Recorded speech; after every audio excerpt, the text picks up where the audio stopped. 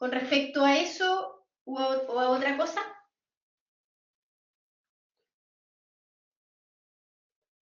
Profe, hola, buenas tardes. No, Hola. solamente reiterar solamente los textos que usted alude en su clase, ¿Mm? ¿no? Sí, exacto. Sí, Ya, efectivamente. gracias, profe. Sí.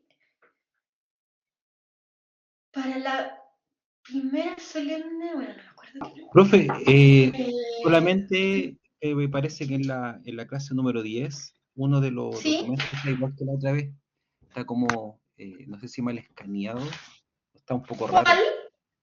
Porque Parece que era arreglé. uno.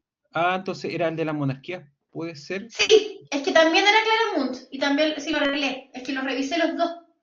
Ah, ya, porque Así que sí, ejemplo ya está ahí. debería. Ya, Ay, epa, ¿qué pasó? ya, ahí lo vi. ¿Qué pasó? Vale, vale.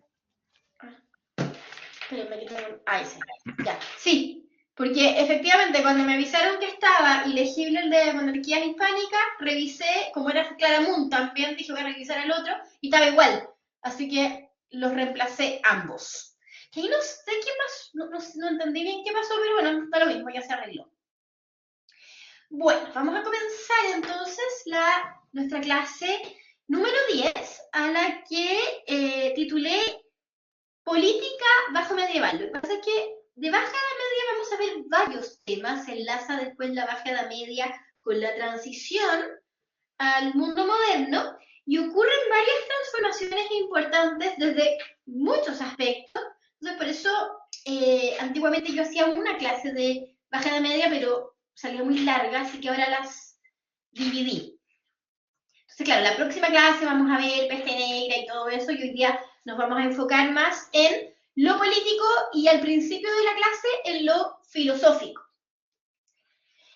Entonces, los temas que vamos a partir viendo hoy día es el nominalismo y la crisis de la escolástica.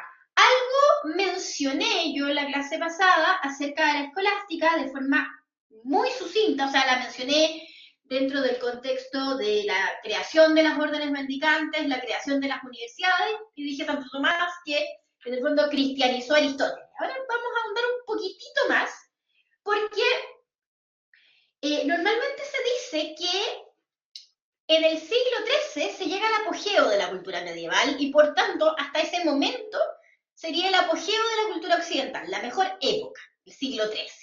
Y uno de los rasgos de este apogeo es la escolástica, porque desde el punto de vista filosófico, esto obviamente es opiniones desde de los medievalistas filósofos, la cumbre hasta ese momento la habría alcanzado Santo Tomás y los escolásticos. Sin embargo,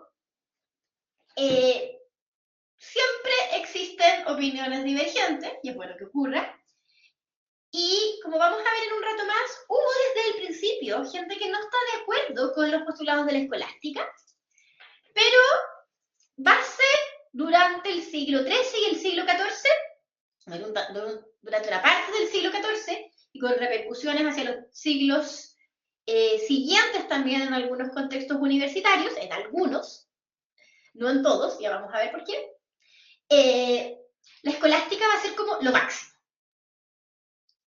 Pero en el siglo XIV va a surgir con fuerza una opinión que viene a cuestionar los postulados de la escolástica, que es el nominalismo. ¿Por qué es tan importante el nominalismo? Porque en el nominalismo vamos a encontrar las bases de la Reforma Protestante, entre otras cosas, que es lo que vamos a ir explicando hoy. Entonces, el nominalismo es uno de los primeros síntomas de que la mentalidad occidental va a cambiar. Y de hecho es muy importante que en España los reyes católicos van a prohibir el nominalismo en las universidades españolas, cuando ellos estén en su contexto eh, de proyecto de unificación religioso y político. Eso lo vamos a ver más adelante, pero ellos expulsan a los judíos, expulsan a los musulmanes, unificación religiosa, y promueven estudios que sigan la línea de la escolástica hacia lo que después vamos a llamar humanismo, pero el nominalismo no lo van a dejar entrar. Y el nominalismo es la puerta de entrada, muchas veces, en muchos países, a la reforma protestante. ¿Por qué no la dejan entrar a los reyes católicos si ellos no sabían que eso se iba a transformar después en la reforma protestante? Porque ya en su momento el nominalismo va a venir a cuestionar muchas cosas que ellos no quieren que en España se cuestionen. Esto da para un análisis mucho más amplio, que lo vamos a ver en clases posteriores, que tiene que ver con cómo va a evolucionar España versus cómo va a evolucionar el resto de Europa. Luego de ver la crisis de la escolástica, nos vamos a entrar más en temas políticos. Vamos a hablar de las monarquías feudales en Francia e Inglaterra, vamos a hablar del imperio angevino, de la monarquía capeto, es decir, Francia e Inglaterra, y cómo la historia de ambas se va a ver profundamente relacionada hasta que vaya a generar conflictos. Y el conflicto con el que se va a terminar, no sé si resolviendo es la palabra más adecuada, todo esto es con la Guerra de los 100 años. Eso es básicamente nuestra clase de hoy. Vamos a partir hablando entonces de la crisis de la escolástica. Como les digo, es clave para comprender este inicio de proceso que se va a producir en la mentalidad occidental. Recordemos que la mentalidad occidental, hasta lo que hemos visto ahora, es una mentalidad profundamente teocéntrica. Y que además parte de una base que eso es lo que viene a desarrollar con fuerza la escolástica. Siendo una mentalidad teocéntrica donde Dios y la creencia en Dios, en el Dios católico, es el punto de partida para la reflexión intelectual, el punto de partida para la creación artística y en el fondo el punto de partida para todo, ellos tienen la visión, reforzada por la escolástica, de que la fe y la razón actúan unidas, conciliadas.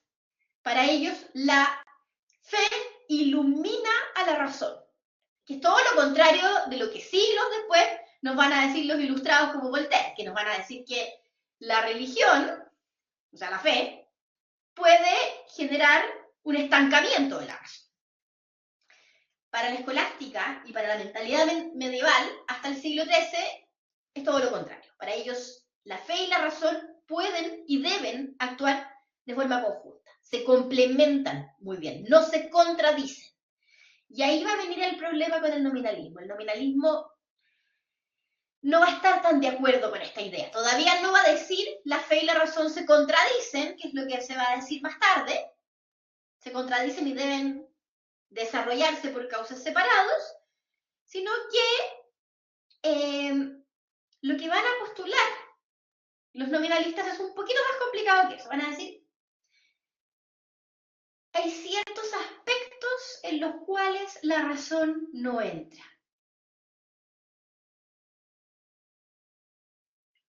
Que no es la respuesta que esperábamos y que va a traer unas consecuencias muy importantes. Bueno, vamos a partir explicando un poco qué es la escolástica. La escolástica, en primer lugar, es un método.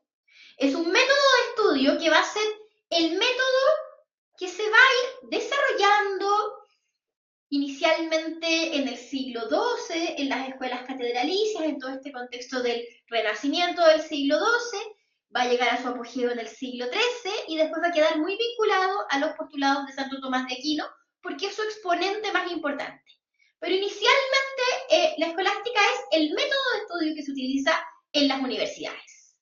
Es un método de estudio donde se expone un tema y se van presentando teorías contrapuestas para hallar una vía intermedia. El objetivo de la escolástica como método de estudio es enseñar a argumentar y a concluir. Si alguno de ustedes ha leído alguna vez la Suma Teológica de Santo Tomás, de esa forma está escrita. Se van entonces exponiendo un tema, se van dando distintas teorías que se van contraponiendo entre sí. En cierto sentido se asemeja a los diálogos que hacían los griegos, pero no es igual.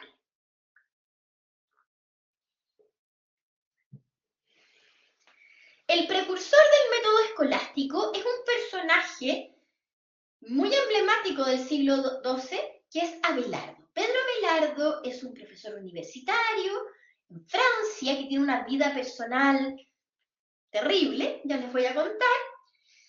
Y en la época de Abelardo hay una polémica en las universidades en torno a la filosofía, que hoy en día nos parecería un poco rara, pero que es la querella de los universales. Ese era uno de los debates importantes de esa época.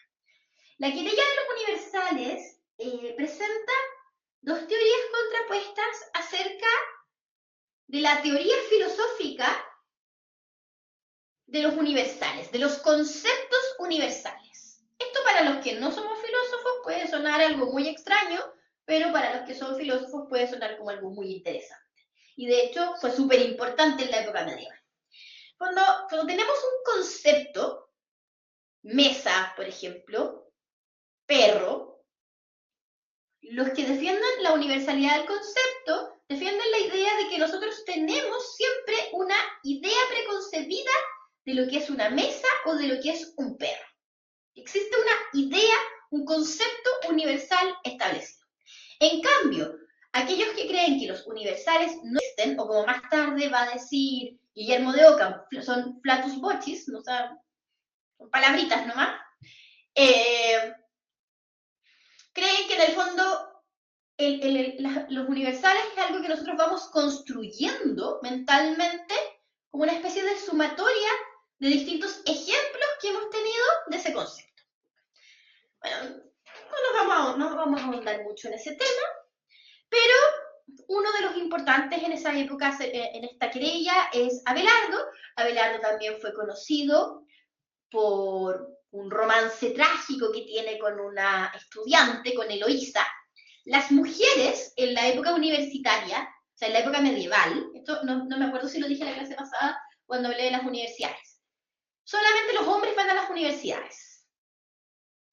Y un hombre que está matriculado como estudiante en la universidad o que es profesor en la universidad, desde el punto de vista legal de la sociedad estamental, tiene condición de clérigo, porque inicialmente todos los que iban a la universidad, tanto como estudiantes o como profesores, eran clérigos, pero va a haber algunos laicos. Por ejemplo, Dante Alighieri nunca fue clérigo y fue a la Universidad de Bolonia a estudiar Derecho.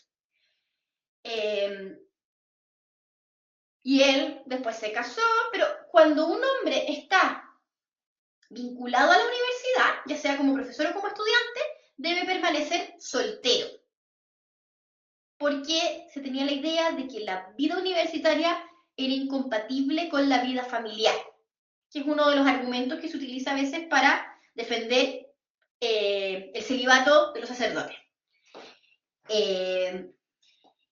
Entonces, mientras los hombres estaban vinculados al mundo universitario, no se casan, pero obviamente había hombres que tenían relaciones esporádicas con mujeres, los prostíbulos en la época medieval eran legales, y cerca de las universidades siempre había, y también había, bueno, noviazgos. En el caso de Abelardo y Eloísa, se genera una relación prohibida, porque Abelardo es clérigo, y Eloísa es una joven soltera, cuyo tío tiene muchos recursos, es un noble, y que al darse cuenta de que su joven sobrina es una mujer con gran inquietud intelectual, le contrata a profesores de la universidad para que le enseñen. Eso estaba permitido. Si una mujer tenía inclinaciones universitarias y no era monja, porque si era monja, no hay problema porque en los monasterios se desarrollaban estudios que eran equivalentes a los universitarios. Pero si era una mujer de la nobleza o de la alta burguesía, que eran las que tenían plata para pagar a los profesores, podía contratar profesores y que le hicieran clases particulares. El gran problema es que se van a enamorar, se va a desarrollar un romance prohibido cuyo resultado va a ser un hijo. Y esto va a generar un escándalo, Abelardo va a ser castigado, va a ser castrado por el tío de Eloísa, y Eloísa finalmente se va a recluir en un monasterio, lo mismo Abelardo.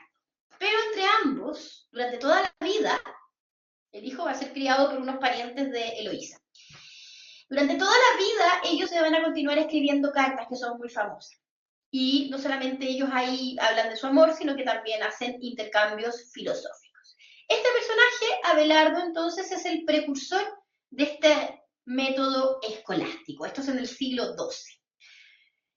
Y en el siglo XIII nos vamos a encontrar que se crean, a partir de estas escuelas catedralicias, ya las universidades con todo el sistema que les expliqué en la clase pasada, que es con un decano, organizadas en facultades, y también con estatutos, leyes que regulan toda la vida universitaria. Y además empiezan a surgir los colegios. Los colegios son los lugares donde se van generando comunidades de estudiantes, que muchas veces el origen de los colegios está agrupado por naciones, porque a las universidades van asistiendo, van acudiendo gentes que provienen de distintos orígenes y tratan de agruparse con los que tienen el mismo origen que ellos u otro similar.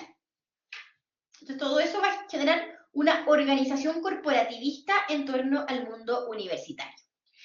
Otra cosa importante que pasa en el siglo XIII es la creación de las órdenes mendicantes.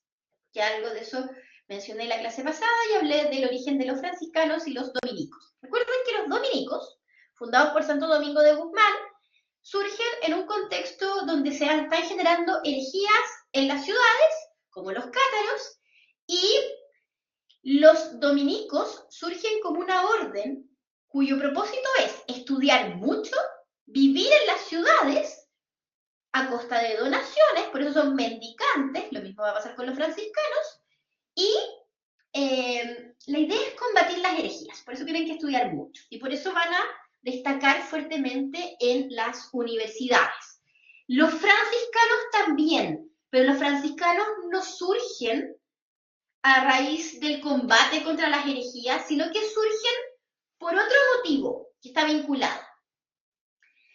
Con el desarrollo de las ciudades tenemos muchos laicos que comienzan a desarrollar fuertes inquietudes espirituales.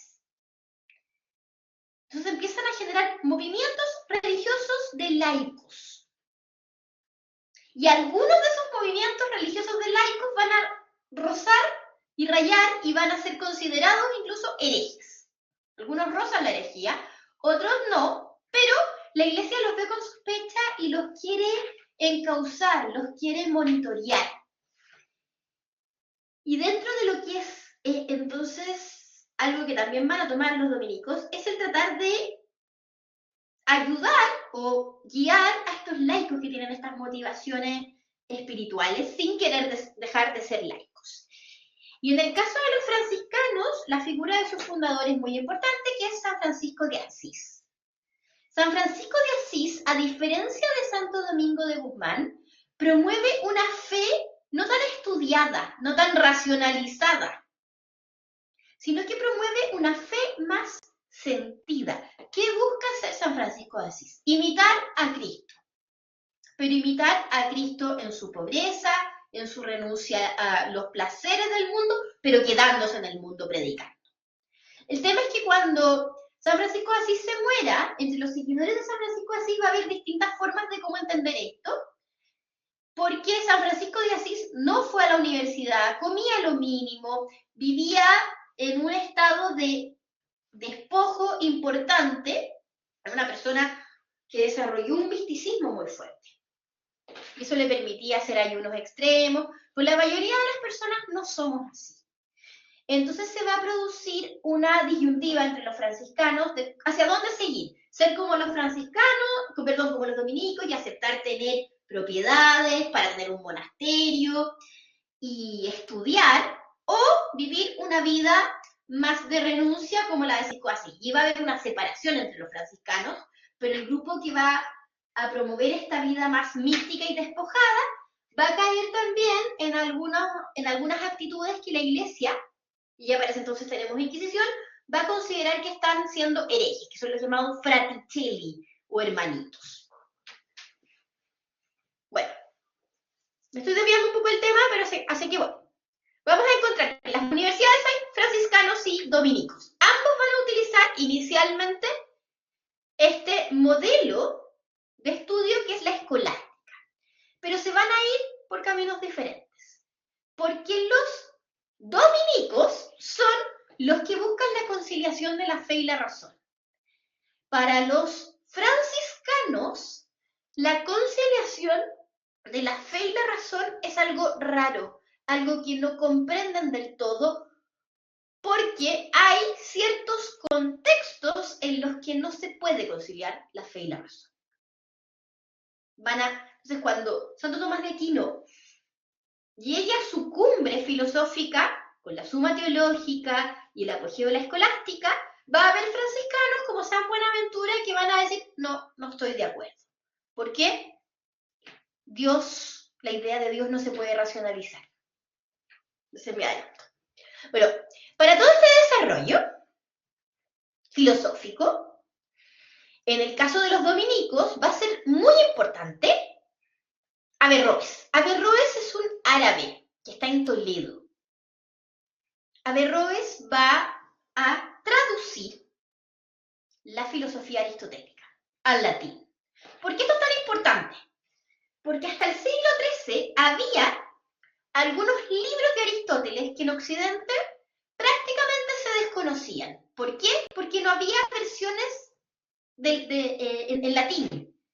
Y en la época medieval, en Europa occidental, casi nadie lee griego. Cuando yo les conté la historia de los otoníes, les conté cómo Otón III sabía griego y eso era un prodigio para ese momento.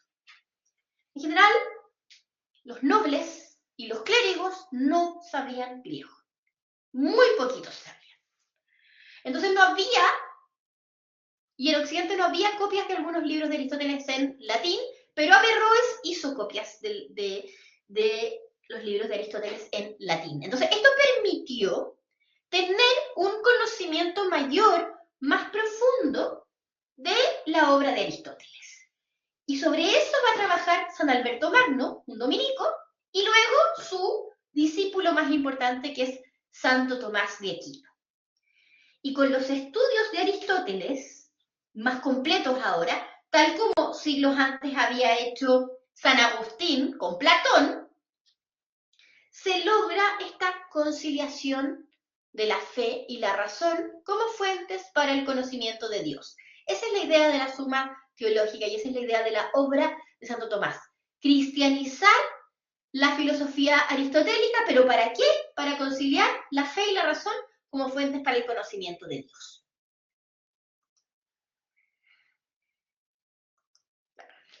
Como les digo, va a ser algo muy celebrado en la tradición universitaria occidental.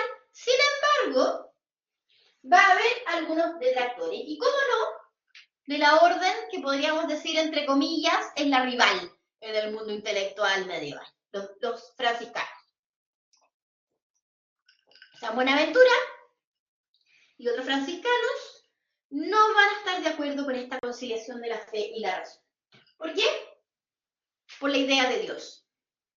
En general, los franciscanos, al promover su idea de una fe más sentida, no tienen tan claro que Dios sea un ser racional. Algo que para los dominicos no se cuestiona. Dios es racional. Bueno, entonces se van a producir algunas polémicas en tiempos de Santo Tomás con San Buenaventura, pero van a quedar ahí, o sea, van a quedar dentro del plano intelectual. Cuando lleguemos al siglo XIV, a principios del siglo XIV, en Oxford,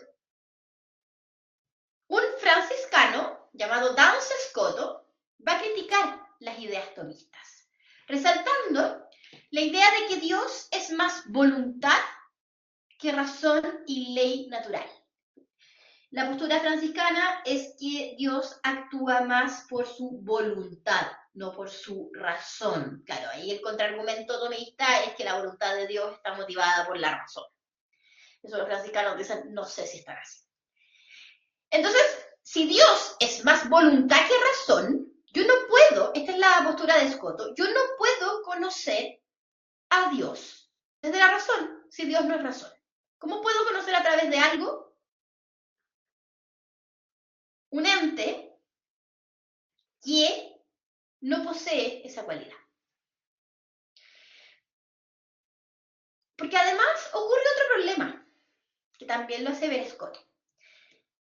Las facultades humanas, incluida la razón, son finitas. Y siempre cuando hablamos de la idea de Dios, hablamos de un ente infinito. Entonces, hay una limitante en las facultades del ser humano para poder conocer a través de la razón a Dios. Cree que la razón y los sentidos son muy útiles para conocer otras cosas. Por ejemplo, confía solo en los sentidos para lograr un conocimiento científico. Es decir, si lo que queremos es conocer la naturaleza, basémonos en lo que estamos observando, tocando, experimentando. De hecho, Duns Scoto tuvo mucha influencia de otro franciscano de Oxford, Roger Bacon, que van a ser los precursores de otro inglés que va a aparecer a fines del siglo XVI, principios del siglo XVII, Francis Bacon, y el empirismo. Oxford va a ser la facultad de ciencias más importante de Europa. Entonces no es raro que el desarrollo del empirismo haya sido ahí. Por otro lado, ¿qué pasa con la razón? Siempre se ha dicho que la razón es la facultad humana más importante. Scoto dice, cuidado con la razón. La razón nos puede conducir a conclusiones erradas. Podemos pensar, podemos guiar no solamente por nuestro pensamiento, pero nuestro pensamiento nos puede llevar de repente por una conclusión equivocada. Y de hecho ocurre, sabemos qué pasa. Entonces, ¿cómo llegamos a Dios? A través de la fe, no a través de la razón. Entonces, conocer a Dios, centrémonos en nuestra voluntad de conocer a Dios y en nuestra fe, por lo tanto. Y lo mismo pasa con, y aquí esto es más complicado, porque hasta aquí estamos hablando de filosofía y algo de teología. Pero aquí nos vamos a meter ya en un tema religioso que traspasa el debate intelectual. La idea de salvación. Para Scoto, la salvación se alcanza con la voluntad de amar, no de conocer a Dios. Siempre cuando se habla de salvación se produce una cierta desconfianza, pero dice eso nomás, no dice nada más, no viene a cuestionar los postulados de la Iglesia con respecto a la salvación, de que la salvación son la fe, las obras, los sacramentos. No dice nada de eso, solamente dice la voluntad de amar y no de conocer a Dios. Entonces, esto como que algunos lo miran así como con desconfianza, pero no genera problemas que impliquen que Scoto tenga que comparecer ante la Inquisición. De hecho, Scoto va a alcanzar a ser beatificado. Todo esto va a ir generando debates entre los escolásticos y los nominalistas, porque los escolásticos van a defender la conciliación de la fe y la razón, y los nominalistas van a privilegiar la fe y la voluntad sobre la razón.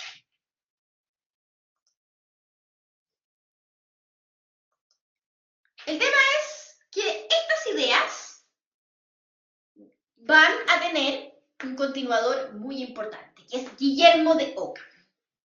No sé si alguno de ustedes ha visto o ha leído El nombre de la rosa. Un libro de Umberto Eco, existe una película muy famosa con Sean Connery de los años 90, y me parece que hace unos años atrás una plataforma anunció una serie que al parecer hicieron, yo no la he visto. No sé si conocen El nombre de la rosa de Umberto Eco. ¿Alguien lo conoce? Es una historia que se desarrolla en un monasterio medieval en el contexto del siglo XIV. Ya, perfecto. Aquí aparece un personaje que se llama Guillermo de Baskerville. El personaje histórico en el que está inspirado Guillermo de Baskerville es Guillermo de Ockham. Guillermo de Ockham es un franciscano que se ha formado en Oxford, que tomó las ideas de Scoto, pero las va a llevar al extremo. Ockham va a postular que Dios es voluntad y omnipotencia absoluta. Por lo tanto, el ser humano solo puede conocer a Dios por medio de la voluntad, la fe y el amor. Rechaza entonces la teología y la ontología. Cree que pierden el tiempo esas dos disciplinas. Cree que la filosofía solo debe dedicarse a la lógica, entendida como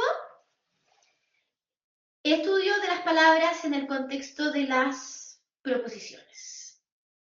En cuanto a la querella de los universales, va a decir, y de ahí viene el nombre de nominalismo. Los conceptos universales son meros nombres sin significado ni valor. ¿Qué pasa con Guillermo de Ockham y estas ideas? Estas ideas van a llevar a que Guillermo de Ockham deba comparecer ante la Inquisición para ser interrogado, porque además, como él es franciscano, él no había mirado con malos ojos a los Fraticelli, entonces tuvo que comparecer por sus vínculos con los Fraticelli, que eran los franciscanos más extremos, y también por sus interpretaciones del nominalismo. Ahora, Guillermo de Ockham fue interrogado por la Inquisición. Nada más, no le pasó nada. No estuvo ni detenido, solamente fue llamado a comparecer para que aclarara sus ideas. Es una época, la que vive Guillermo de Ockham, bastante compleja. Están pasando muchas cosas extrañas en la iglesia. Se están empezando a ver muchísimos cuestionamientos. De hecho, va a haber un papa, esto no es muy conocido, hubo un papa, Juan XXII, que fue acusado de herejía por sus pares. O sea, otros obispos y otros sacerdotes declararon que el Papa estaba incurriendo en conclusiones heréticas. Como que empieza a ver en esa época como una efervescencia intelectual, y esto incluye también la teología, que para ellos era la disciplina más importante, que se empieza a cuestionar todo. Si les interesa más ahondar sobre este tema, hay dos libros que puedo recomendar. Uno de Luis Suárez Fernández, que se llama Humanismo y Reforma Católica, y hay otro de Emilio Mitre, que se llama Iglesia, Herejía y Política en la Europa bajo medieval, donde ahí se explica muy bien lo que es este tema de la crisis de la escolástica, el nominalismo y sus consecuencias. ¿A qué nos va a llevar todo esto? Al cuestionamiento. ¿Y a qué cuestionamientos nos va a llevar? Va a haber varios cuestionamientos importantes. Va a haber unos cuestionamientos en torno a, podríamos decir que el equilibrio político de la época.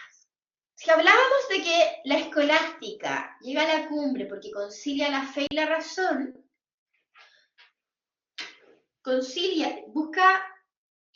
la escolástica defiende lo que es el orden de la época. Estamos hablando de una sociedad feudal con los tres estamentos, nobleza, clero y estado llano. ¿Quiénes son los grandes líderes políticos? Los reyes o el emperador. Pero hay también líderes espirituales, los papas, los obispos. La clase pasada vimos la querella de las investiduras. Vimos cómo estos poderes se pueden mezclar. ¿Y por qué se mezclan? Hay una base que hace que se mezclen. ¿Cuándo comienzan a mezclarse? Cuando el Papa se convierte al mismo tiempo en líder político y en líder espiritual. Líder político de un territorio específico. Pero además con el derecho de tutelar, es decir, de involucrarse en los conflictos políticos del resto de Europa.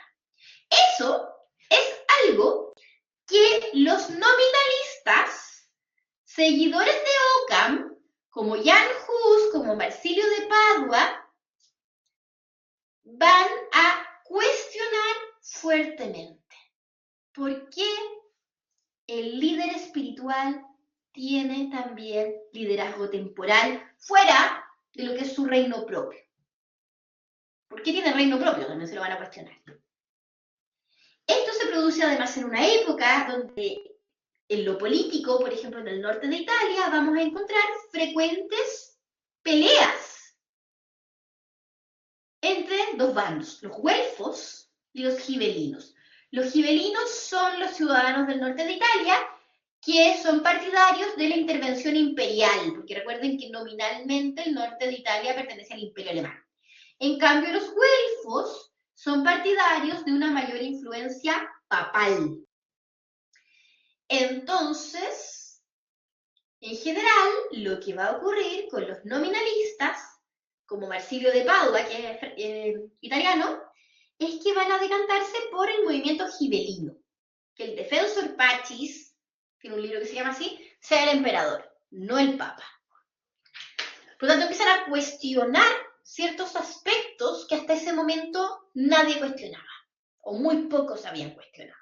Desde el mundo intelectual, desde el mundo político, obvio que hubo más cuestionamiento entre los reyes, pero aquí empieza un cuestionamiento a nivel intelectual. Eso por un lado. Pero por otro lado, se van a ir generando otros cuestionamientos. En Inglaterra, el nominalismo va a tener como seguidor a John Wycliffe.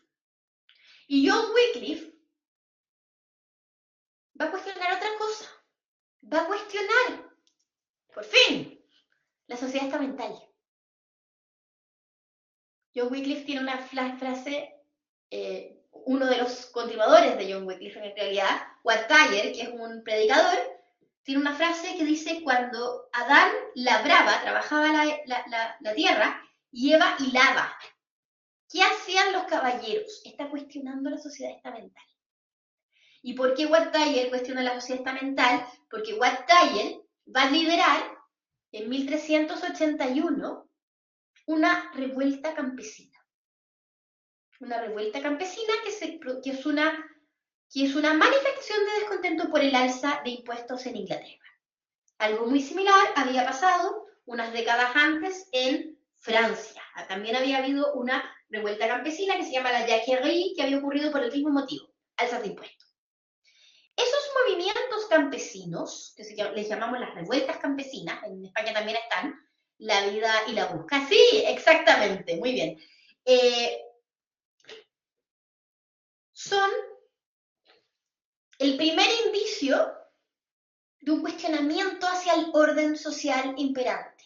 Hay también, en esa misma época, revueltas urbanas, como la de los Chiompi, los cardadores de lana, en Italia.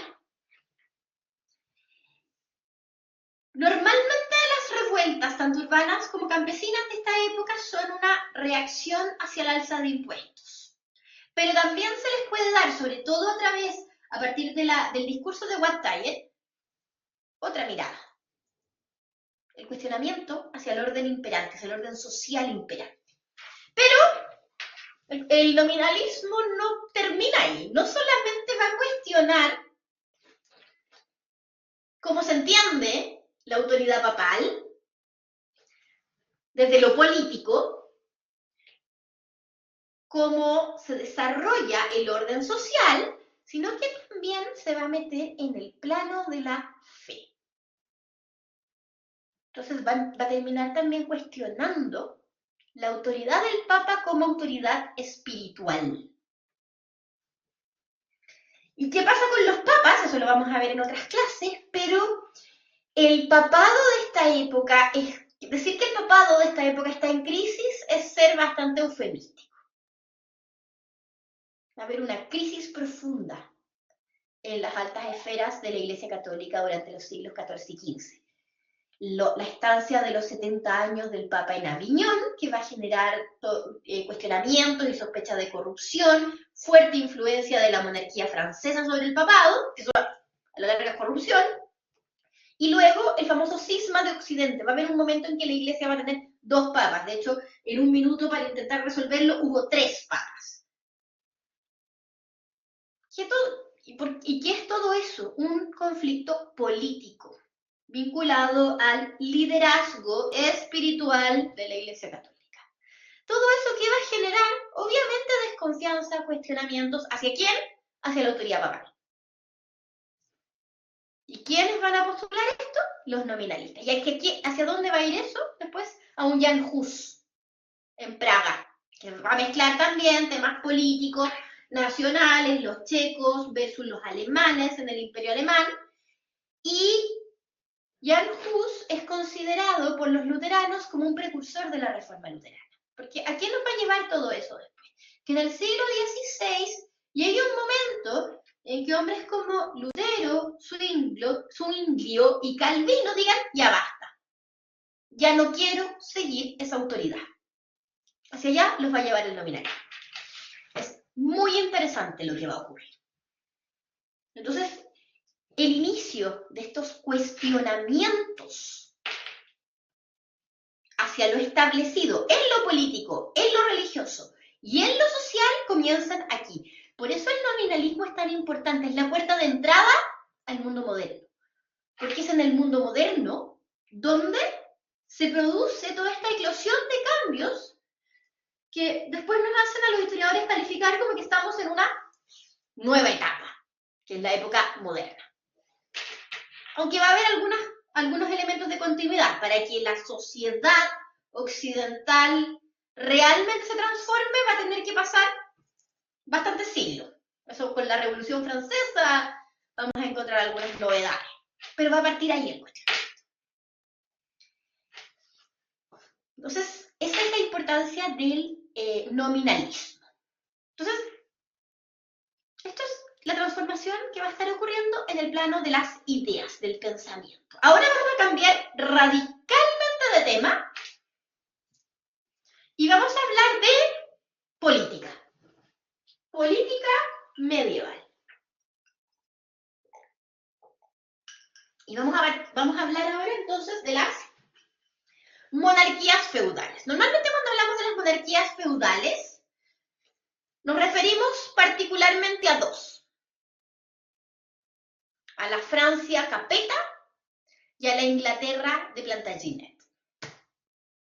Vamos a partir hablando entonces de un poco de ambas y luego vamos a ir explicando cómo se va desarrollando esto. Recuerden que Inglaterra, con ese nombre, se va a fundar, podríamos decir, a crear, a consolidar con la unión de los 7 reinos anglosajones. Sin embargo, el año 1066, esta Inglaterra anglosajona es conquistada por los normandos, por Guillermo el Conquistador. Guillermo el Conquistador, duque de Normandía, es decir, descendiente de un vikingo, de Rollo, que recibe este feudo del norte de Francia, se había criado con su primo, Eduardo el Confesor. Eduardo el Confesor es un príncipe heredero desheredado, inicialmente.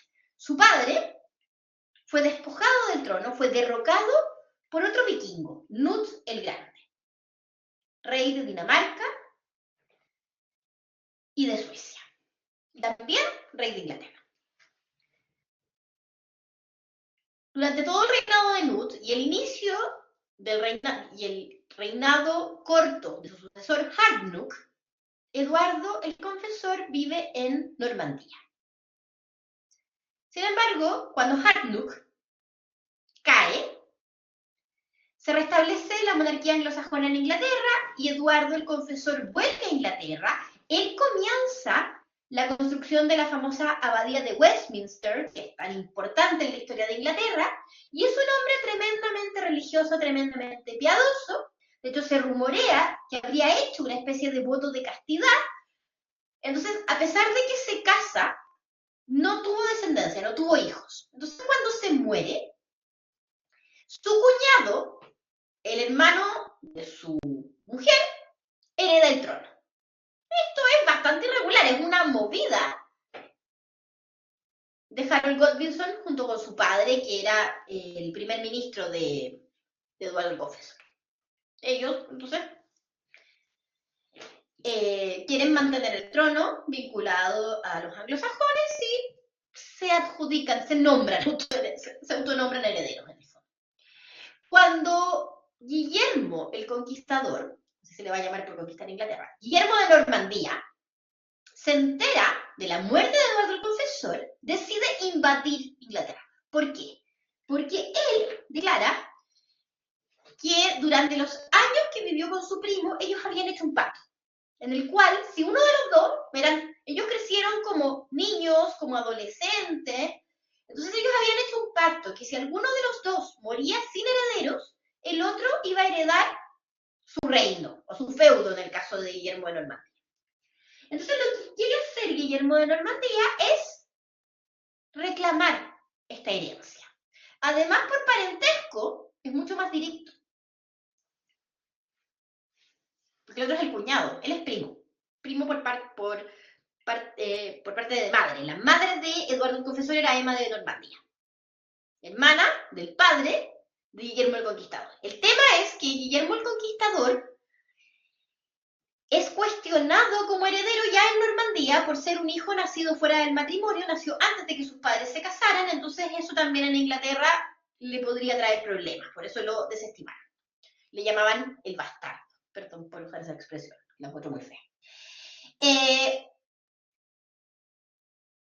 Cuando Guillermo se está preparando para invadir Inglaterra, Inglaterra ya sufre una invasión anterior por parte de Harald Hardrada, que es un pariente de Nut, que quiere ocupar, es un noruego que quiere ocupar Inglaterra, porque dice que hubo un pacto también de herencia de la familia de Nut hacia él, que lo beneficiaba a él. También era un acuerdo parecido al país, que si uno de los dos no tenía herederos, el otro heredaba. Los ingleses están entonces resistiendo el ataque de Harald y en eso llega el desembarco de Guillermo el Conquistador en el sur de Inglaterra, en Pevensey. Guillermo el Conquistador logra derrotar a los sajones, también logra expulsar a los noruegos de Harald y logra convertirse en rey de Inglaterra. Pero al mismo tiempo es duque de Normandía. Entonces acá se produce algo políticamente muy importante. El rey de Inglaterra pasa a ser vasallo del rey de Francia.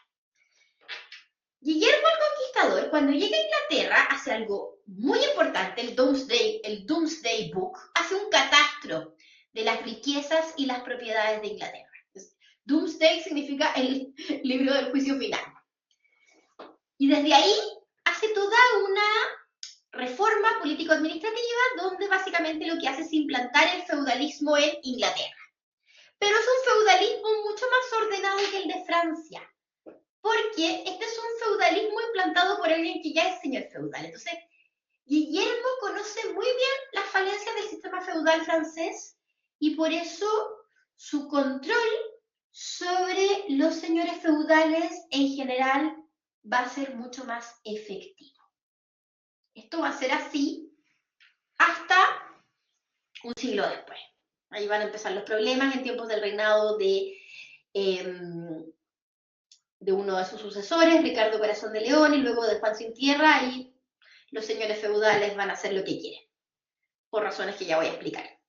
En el caso de Ricardo, porque Ricardo va a estar muy ausente de Inglaterra. En el caso de Juan, porque a Juan lo odia la nobleza. Hay razones por las cuales lo odia también.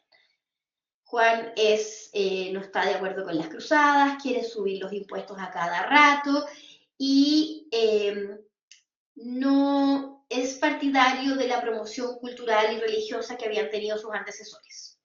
Entonces se gana también el odio del clero. Se gana el odio de todos. Por eso le va a pasar lo que le va a pasar. Que lo van a obligar a firmar la Carta Magna. Bueno, en Francia, el sistema feudal, que era el que había implantado Carlomagno, este feudalismo clásico, para la época que estamos hablando, era un desastre. Era un desastre para los reyes, no un desastre para los señores feudales. Para los señores feudales, este feudalismo implicaba que ellos hacían lo que querían en su feudo y nadie los controlaba. Cosa que para el rey de Francia es un desastre. ¿Quiénes gobiernan en Francia en esa época? Los capetos. Los capetos descienden de un primo de Carlomagno, que cuando la dinastía carolingia se extingue en Francia, ellos heredan el poder. El primer rey Capeto se llama Hugo Capeto. Así de fácil. Entonces vamos a tener que desde el siglo XI, el rey de Inglaterra es vasallo del rey de Francia. Y no cualquier vasallo, porque Normandía es un feudo grande en el norte de Francia.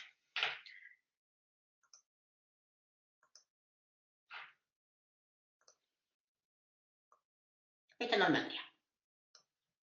No es menor. Pero es pequeñito todavía. Pero la cosa se va a poner mucho más compleja. Porque un bisnieto de Guillermo el Conquistador, Enrique, va a heredar el trono de Inglaterra y se va a casar con Leonor de Aquitania. ¿Por qué pasa esto? Enrique hereda el trono por parte de su madre. La madre de Enrique es la nieta de Guillermo el Conquistador, se llama Matilda en realidad. Matilda se había casado en primeras nupcias con Enrique el León, queda viuda y luego se casa con el conde de Anjou. ¿Cuál es el condado de Anjou? Este. Mira. Matilda, cuando muere su padre la había declarado heredera tras la muerte de su hermano. Ya tuvo un hermano que murió en un accidente, se hundió un barco donde iba su hermano. Matilda es la heredera de su padre, pero cuando muere su padre, se desconocen sus derechos a la herencia y es entronizado como rey su primo Esteban de Blois. Y durante todo el reinado del primo, de Esteban de Blois, Matilda le hizo la guerra civil. Estuvieron todo un reinado disputándose el trono. Hasta que Matilda consiguió finalmente que Esteban de Blois reconociera a su hijo, Enrique II, conde de Anjou, como nuevo rey. Entonces, cuando Enrique II se convierte en rey, él tiene dos feudos en Francia, ya no solamente uno. Normandía y Anjou. Para ese entonces, lo que el rey de Francia controla, vamos a volver el mapita, vamos a volver muchas veces el mapita, son los territorios que vemos en celeste, París y sus alrededores. Eso es lo que el rey de Francia controla. Esto había llevado a que el rey de Francia decidiera casar a su heredero con la duquesa de Aquitania, que es una mujer, Leonor.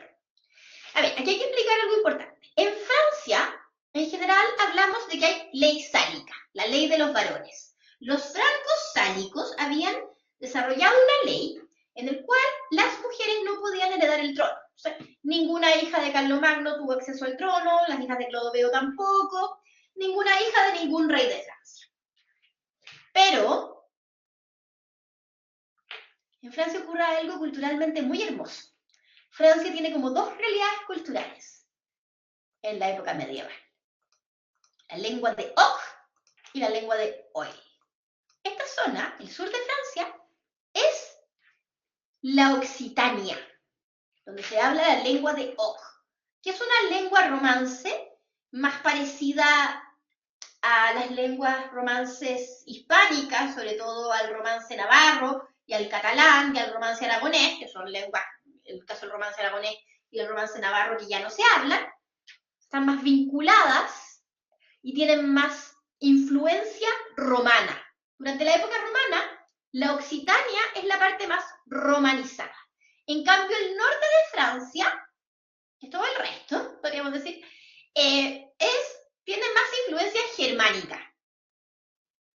Entonces, en ducados como Aquitania, la ley sálica no valía. Bueno, había varios ducados donde la ley sálica nunca tuvo sentido. Uno de ellos es Aquitania. Flandes también, no tiene ley sálica. Pero el que nos importa aquí Aquitania, porque vean el porte del ducado de Aquitania. Leonor se convierte, siendo muy pequeña, en la heredera de este ducado, entonces ella es comprometida en matrimonio con Luis VI de Francia. Se casan muy jóvenes, pero es un matrimonio que nunca fue muy bien avenido, porque Luis VI es un hombre tremendamente conservador, muy religioso Y Leonor, al provenir de la Occitania, es una mujer llena de vida, muy culta, se le conoce como la musa de los trovadores, incluso su forma de vestirse es diferente a cómo se vestían las mujeres. Y ella es, por derecho propio, señora feudal en el sur de Francia. Cuando se hagan las cruzadas, ella junto a su marido van a ir a la segunda cruzada, pero ella no va como acompañante, como consorte del rey de Francia. Ella va en su calidad de señora feudal de Aquitania. Y con esto el matrimonio termina por colarse. Además, hubo un problema entre Leonor y Luis, que ellos alcanzaron a estar casados más de 10 años y solamente después de mucho tiempo logran tener descendencia, pero son 2 hijas. Y esto viene a agravar las cosas entre el matrimonio.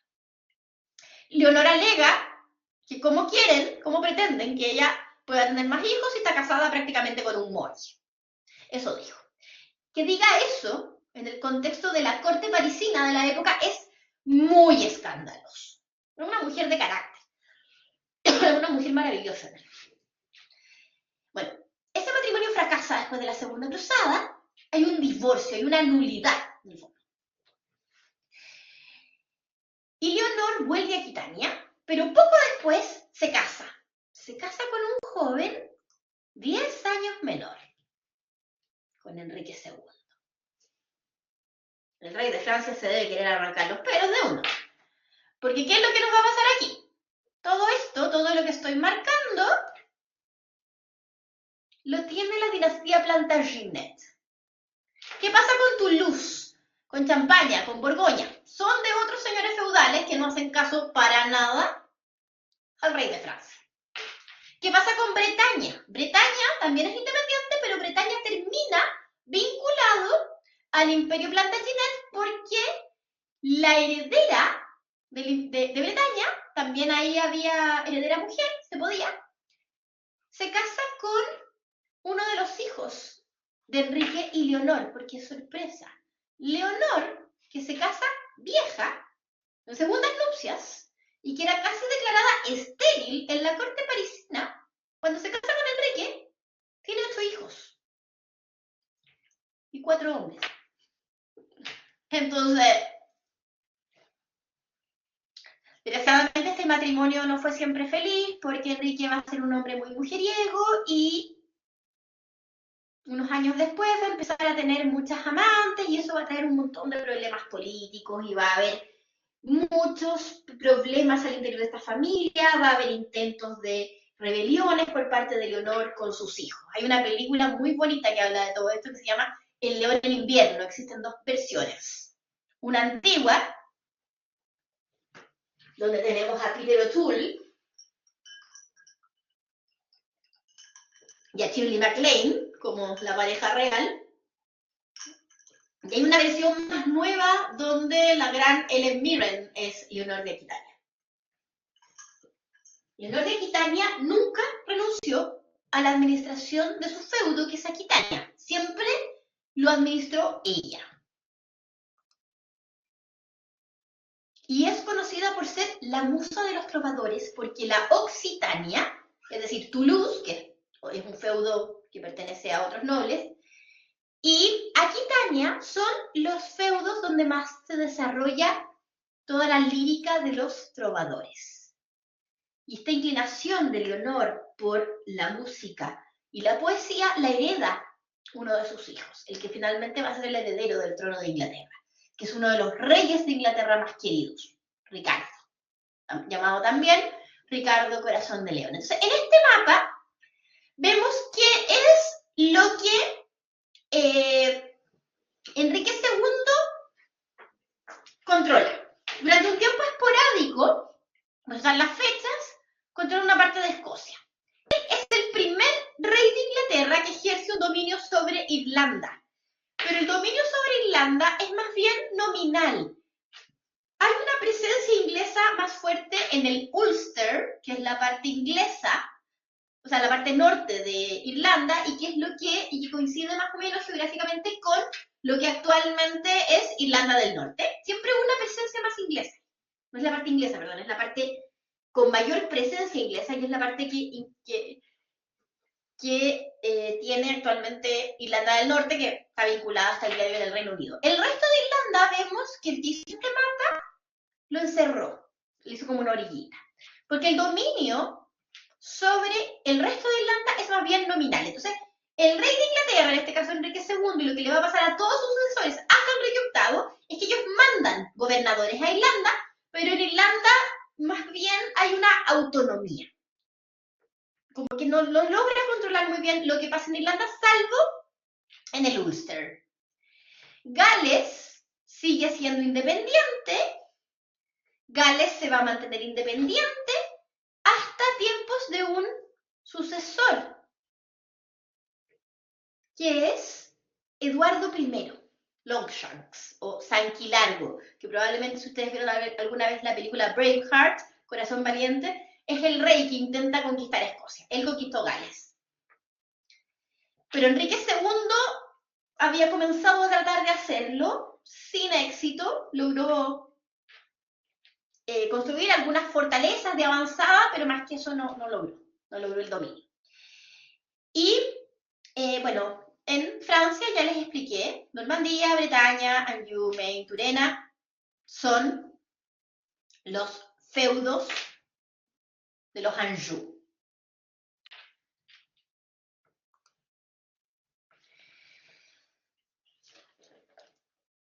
¿Qué ocurre a la muerte de Enrique II? A la muerte de Enrique II gobierna Ricardo. Ricardo es el hijo preferido de Leonor, el más intelectual. Y poco después de ser coronado rey en Inglaterra, acude al llamado de la Tercera Cruzada para tratar de recuperar Jerusalén, que ha sido conquistada por Salah al-Din. La actuación de Ricardo en las cruzadas tiene luces y sombras. Logró finalmente un pacto con Saladino para permitir que los cruzados vuelvan, para permitir que los peregrinos puedan ingresar nuevamente a Jerusalén. Logra recuperar algunas plazas del reino de Jerusalén y incorpora también Chipre al reino de Jerusalén. Eso es como lo bueno que hizo dentro de las cruzadas. Lo malo es que se le va a acusar de haber asesinado a un noble. Va a haber una orden de arresto contra él. Y esto va a hacer que en su trayecto de regreso de Jerusalén hacia Inglaterra sea apresado por el duque de Borgoña. Por el duque de Flandes, perdón. Y su familia va a ser notificada y va a tener que pagar un rescate. ¿Quién se quedó a cargo de Inglaterra mientras él fue a las cruzadas? Su hermano Juan, el menor. A Juan se le llama, como burla, Juan sin tierra. ¿Por qué? Porque ellos eran varios hermanos. Dos hermanos de Ricardo y Juan habían muerto antes. Godofredo y Arturo. Juan es el menor. Y cuando el padre, Enrique II, hizo su primer testamento, a Juan le dejó Irlanda.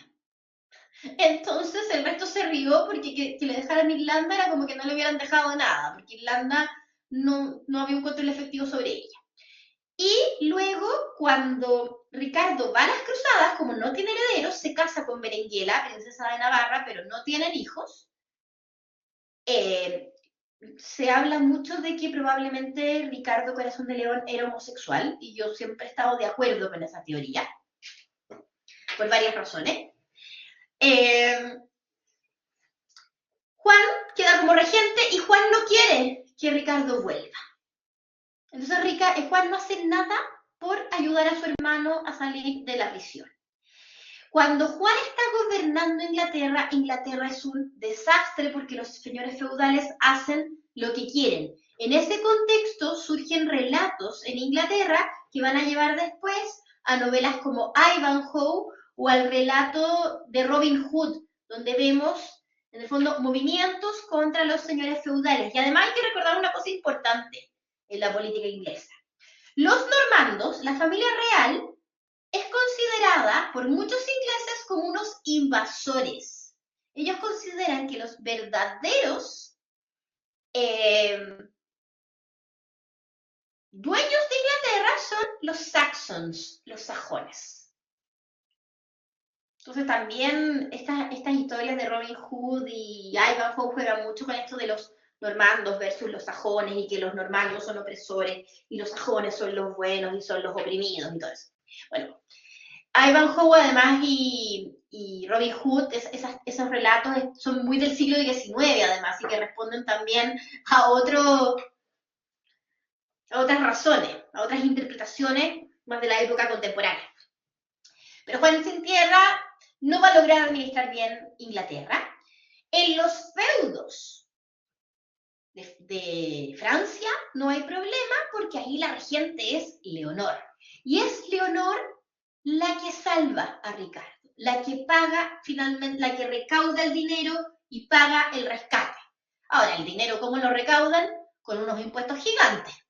Y eso también va a traer consecuencias a futuro. Cuando Ricardo vuelve a Inglaterra, es coronado nuevamente. Los ingleses lo aman. Es el rey cruzado, es el rey trovador. Lo quieren mucho. Pero de los 10 años cronológicos en los cuales Ricardo gobernó, solamente pasó uno en Inglaterra, entre las cruzadas y la prisión y luego sus viajes hacia los feudos franceses. Y es ahí donde muere, defendiendo su soberanía sobre los feudos franceses. Porque ¿qué ha pasado mientras tanto en Francia? Bueno, dejamos a Francia con Luis VI queriendo morirse porque su Leonor se casó con el rey de Inglaterra y su plan de poder controlar más efectivamente Francia se fue a la paella. Pero eso es Luis VI. Luis VI se casa nuevamente, tiene un heredero, Luis VII. Y Luis VII tiene un hijo, y ese hijo va a ser importantísimo, Felipe Augusto. Felipe Augusto, por los desfases generacionales, es más o menos contemporáneo a Ricardo Corazón de León y de hecho va a las cruzadas.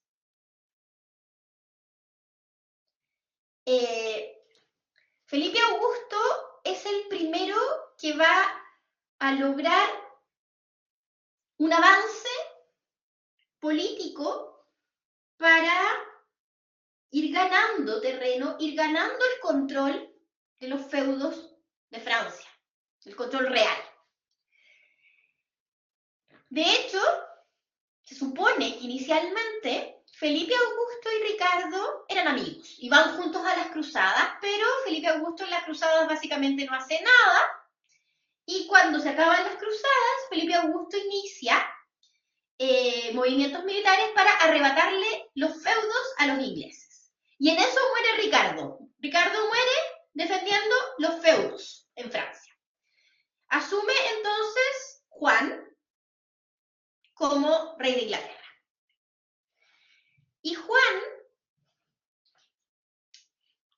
no logra defender los feudos en Inglaterra, entonces esto para Felipe Augusto es muy bueno porque logra aumentar su dominio. Lo que va a lograr reducir las posesiones angevinas básicamente a una parte de Aquitania.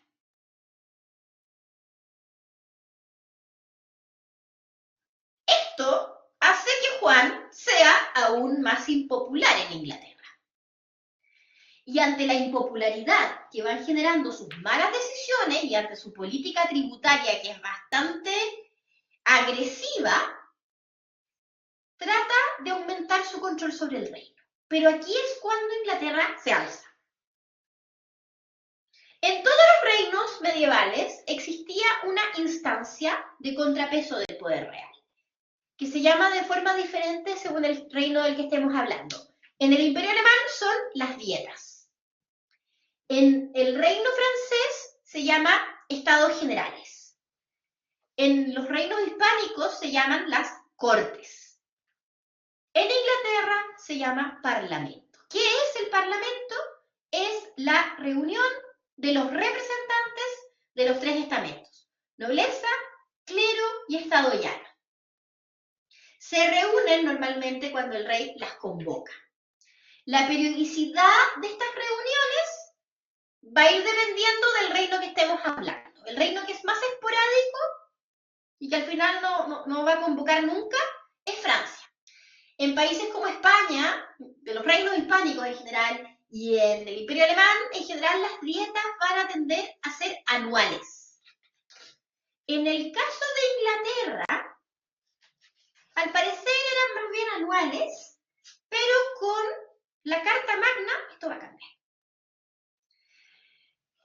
¿Qué es lo que quería hacer? Juan I quería subir nuevamente los impuestos y aumentar su control sobre todo los estamentos. Pero los estamentos no se lo van a permitir y se le van a rebelar. Lo van a amenazar de derrocarlo. Y le van a decir que si no quiere perder su trono, debe firmar un documento. Ellos redactan un documento. La Carta Magna. La Carta Magna es la base de las leyes de Inglaterra. Le dicen, estas son las leyes. Usted no está por encima de la ley. Esto es súper importante porque el rey en la Edad Media es el que hace la ley. A veces en conjunto con estos organismos de contrapeso, pero era muy habitual que el rey hiciera las leyes que quería. Y así va a seguir siendo en otros reinos. En Inglaterra le dicen, estas son las leyes. Si usted quiere cambiarlas, tiene que consultarnos. Si usted quiere subir los impuestos, tiene que consultar. Básicamente no puede tomar ninguna decisión importante sin convocar a los representantes de los tres estamentos. Por eso en Inglaterra los parlamentos se van a ir volviendo instancias cada vez más periódicas hasta que terminan siendo permanentes. Así se establecen también las bases del Estado de Derecho. O sea, el primer ejemplo de constitución que tenemos en la historia. Y el primer ejemplo de Estado de Derecho, porque en el fondo ni el rey está por sobre estas leyes. Juan I tuvo que aceptar, pero su hijo Enrique III, trató de ir en contra de esto, trató de desconocer, de deshacer todo lo que habían hecho los representantes de los tres estamentos y trató de ir en contra de la Carta Magna. Esto se va a convertir en una ley en Inglaterra. El rey que va en contra de la Carta Magna tiene sus días contados como rey. Enrique III va a ser derrocado, va a tener que refugiarse en Francia. Para esa época, con los reyes franceses de esa época, que era Felipe IV ya, en esa época en Francia, hay una buena relación. Entonces lo aceptan que se refugie. Y el rey de Francia, de hecho, en realidad es el padre de Felipe el Hermoso, Felipe III, Felipe el Atrevido.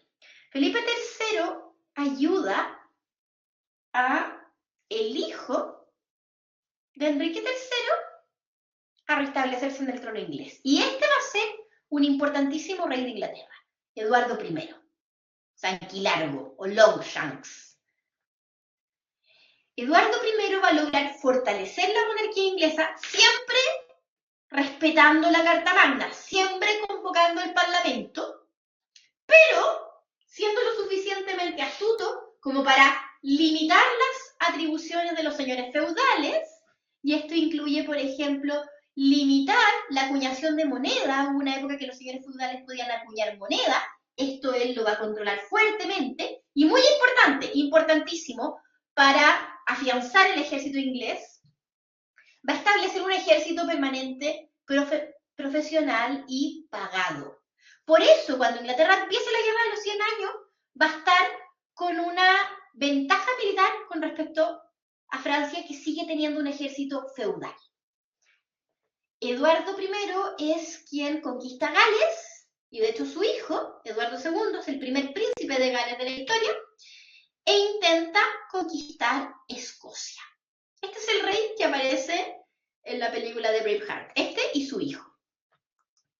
La película tiene un montón de errores históricos en todo caso. Hay otras películas que se han hecho después acerca de la historia de Escocia que están mejor documentadas. Hay una acerca de Robert de Bruce que se llama El legítimo rey, que está en Netflix. Esa está mejor desde el punto de vista histórico.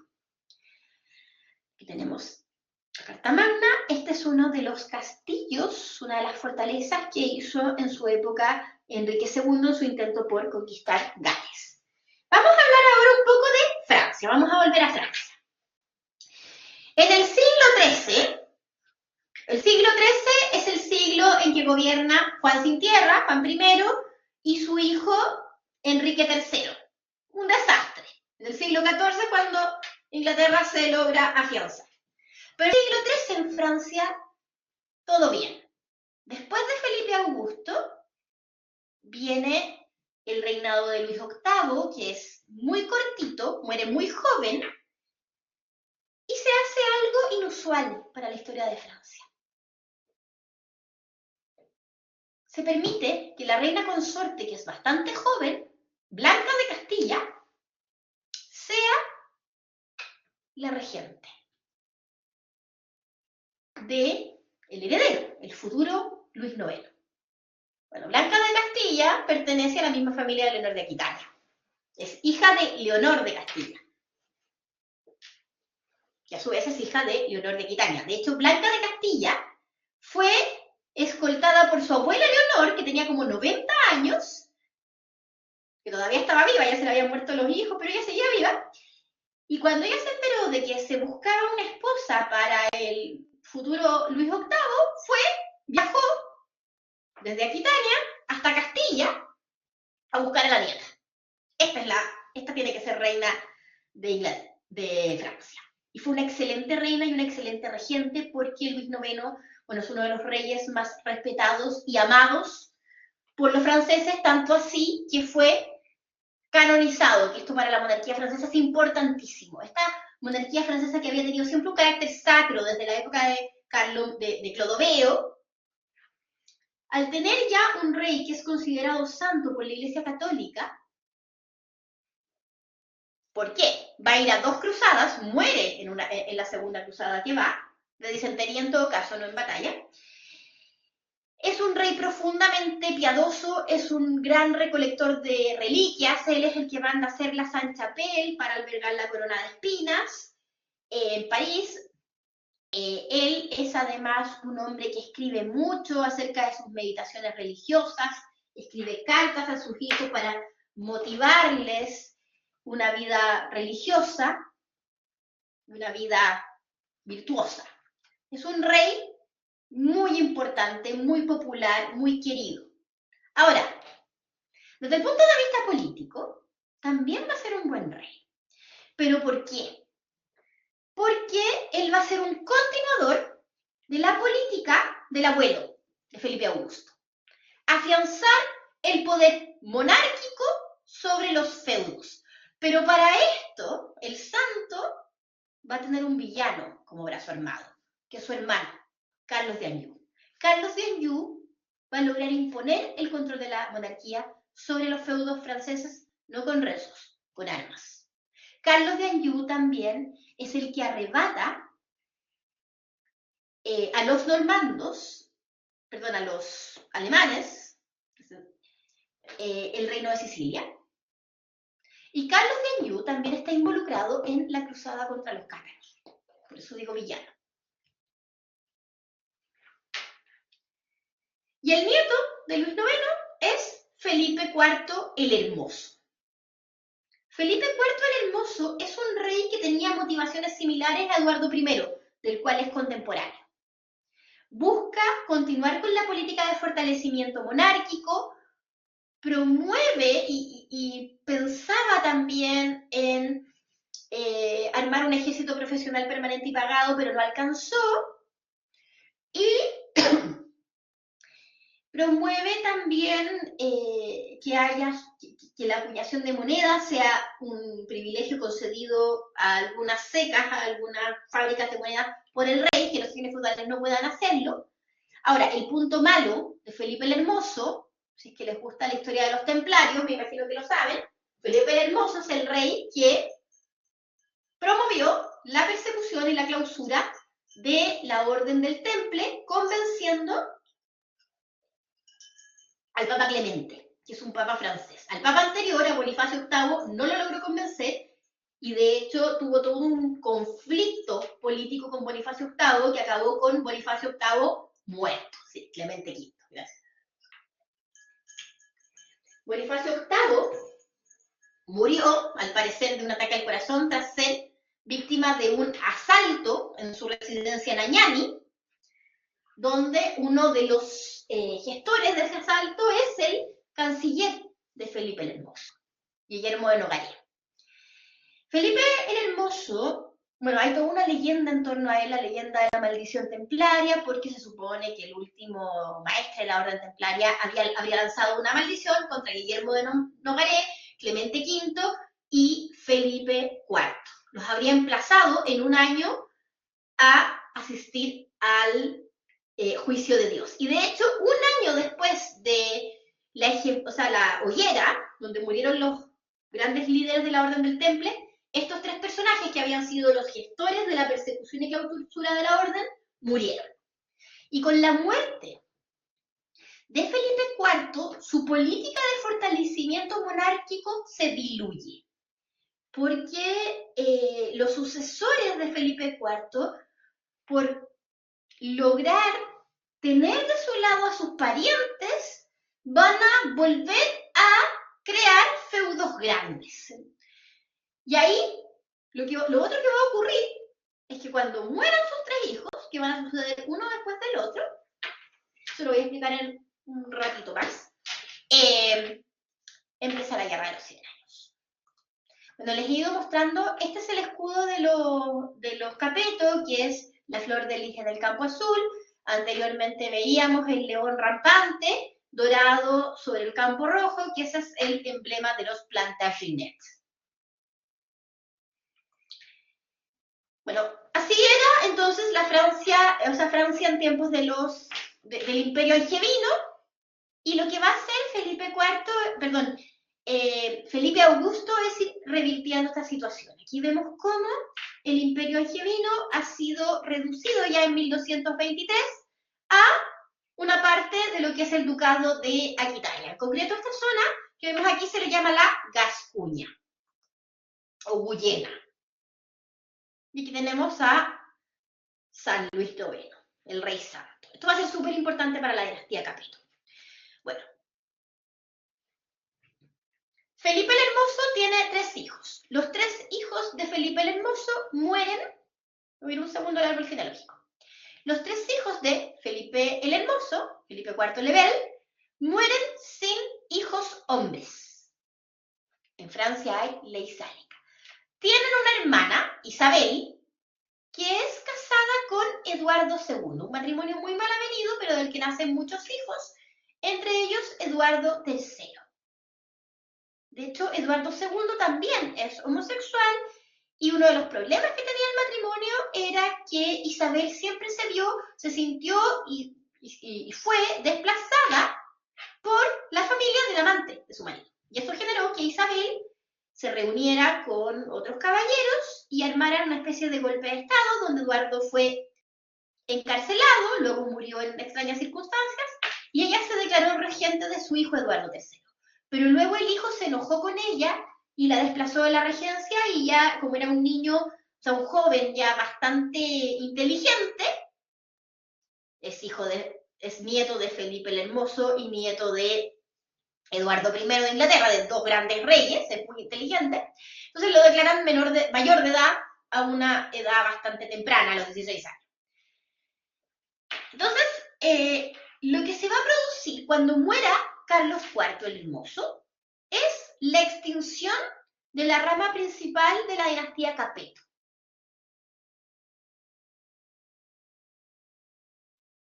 Porque los tres reyes, Luis X, Felipe V y Carlos IV, tuvieron solamente hijas mujeres. Luis X y Felipe V tuvieron hijos que murieron muy pequeñitos. De hecho, Juan I alcanzó a ser coronado, pero era una guagua recién nacida y murió muy poco después.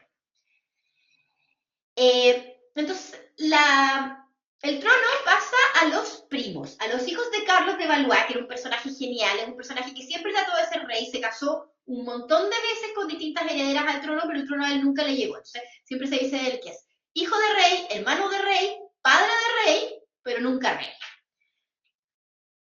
su hijo, Felipe VI, va a ser nombrado el heredero, el nuevo rey de Francia. Inicialmente, el rey de Inglaterra reconoció a Felipe VI como vasallo suyo.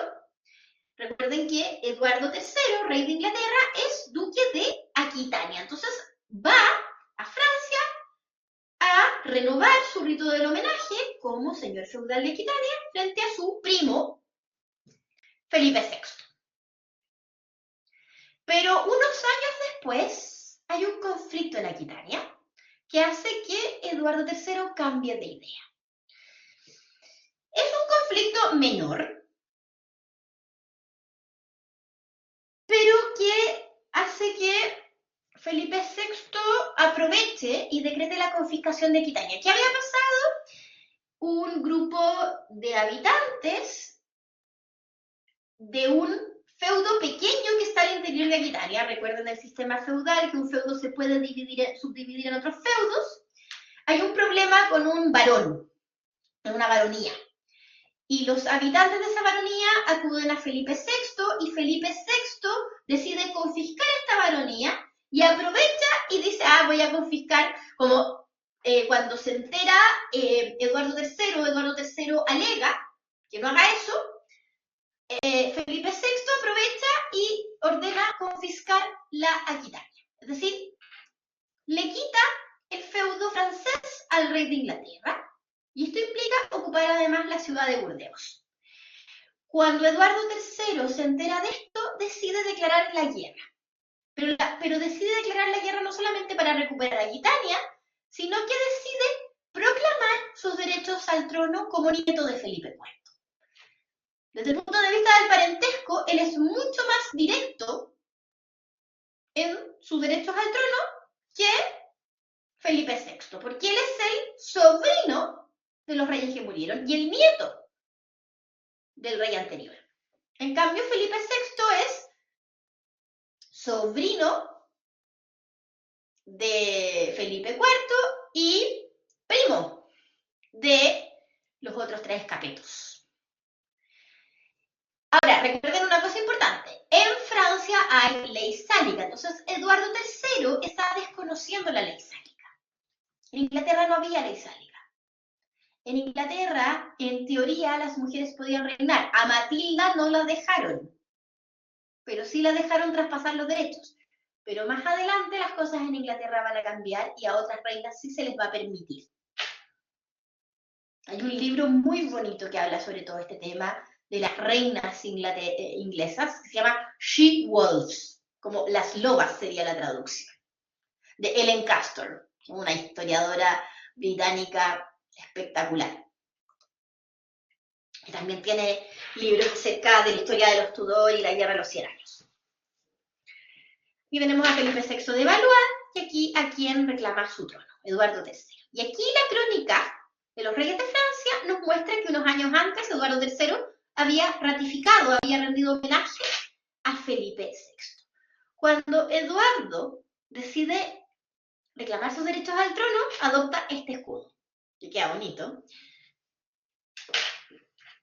Y este escudo lo van a tener los reyes de Inglaterra hasta la época de Enrique VIII.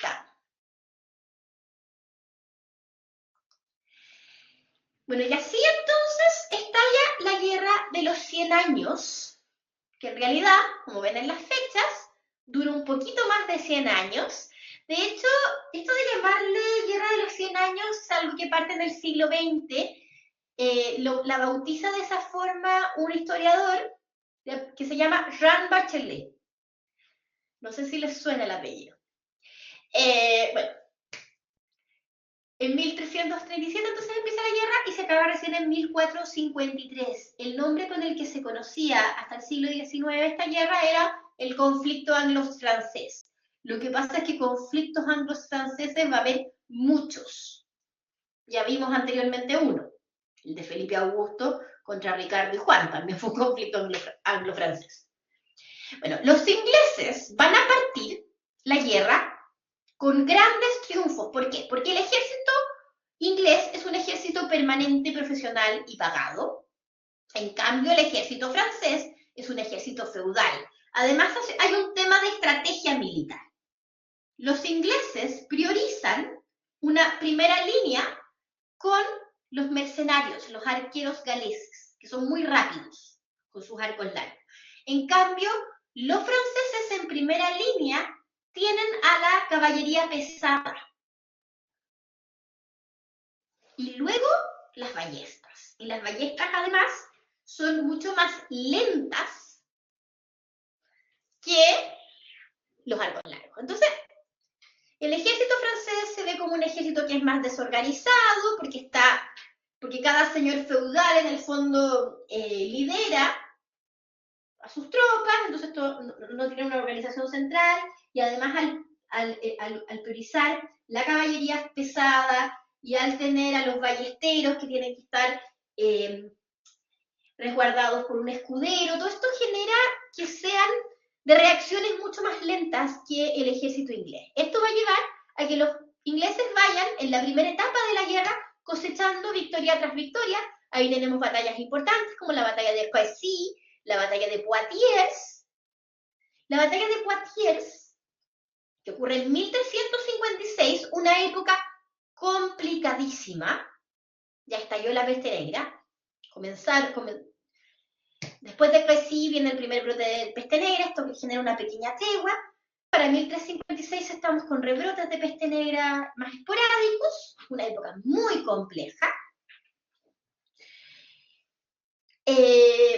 Los ingleses logran ocupar Calais y capturar al rey, que en ese momento ya no es Felipe VI, sino que es su sucesor, Juan II, el llamado el Bueno. Era bien bonachón Juan II. Se le llama el Bueno en contraposición a otro personaje, a un pariente suyo, que lo único que quiere es quitarle el trono, que es Carlos de Navarra, Carlos el Malo. Él desciende de una hija de Luis X, de una nieta, de otra nieta de Felipe el Hermoso, que fue descartada del trono por dos razones. Primero, por ser mujer, y segundo, porque se dudaba de su legitimidad. Se dudaba de que en realidad fuera hija de Luis X, dado la noticia de las infidelidades de su madre. Para 1360 tenemos un primer tratado de paz, que es la paz de Bretigny. Eduardo III para entonces ya ocupa una buena parte de Francia.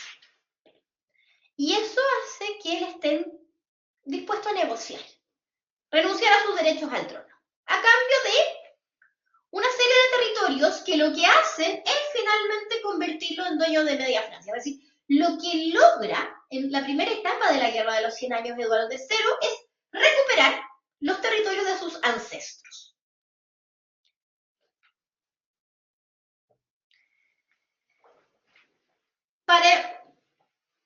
Se hace esta tregua, pero para 1375 el heredero de Juan el Bueno decide reanudar la guerra, Carlos V de Francia. Carlos V, llamado el Prudente, decide reanudar la guerra porque quiere recuperar estos territorios. Carlos V ha decidido imitar a los ingleses, contratar mercenarios y empezar a reformar el ejército francés para que sea un ejército permanente, profesional y pagado. Esto hace que logre detener el avance inglés, que esto igual va a ser importante. Para ese entonces, la época de las grandes treguas fue bastante compleja para Francia, porque Francia había quedado, todas las tierras cultivables de Francia habían quedado bastante desoladas, porque era muy común que los ejércitos, cuando saben que viene el ejército enemigo detrás, destruyan todos los campos cultivables para perjudicar el abastecimiento, pero eso trae consecuencias nefastas para la población civil. Entonces, con Carlos V, la guerra comienza a inclinarse ahora hacia el lado francés, pero los ingleses siguen teniendo bastantes plazas importantes en Francia. Pero para 1399, para cuando se acabe el siglo XIV, vamos a tener un problema en Inglaterra, un problema político importante. Eduardo III murió. Un año antes de la muerte de Eduardo III, había muerto su heredero. Su heredero era un gran guerrero, Eduardo de Woodstock, el príncipe negro, por la armadura que utilizaba. El príncipe negro había sido el líder de muchos de los triunfos militares de Inglaterra en la primera etapa de la guerra y luego había logrado también seguir manteniendo las plazas que Carlos V quería quitarle. Pero Eduardo de Woodstock muere un año antes que Eduardo III, su padre. ¿Quién queda a cargo de Inglaterra ahora? Un niño, Ricardo II.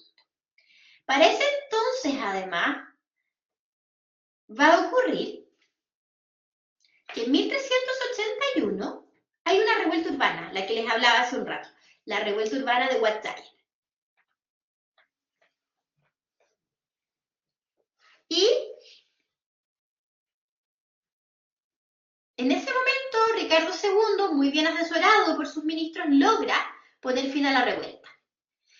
La revuelta de Whitehall es una revuelta campesina, tal como había habido una en Francia poco después de la batalla de Poitiers, que es la Jacquerie.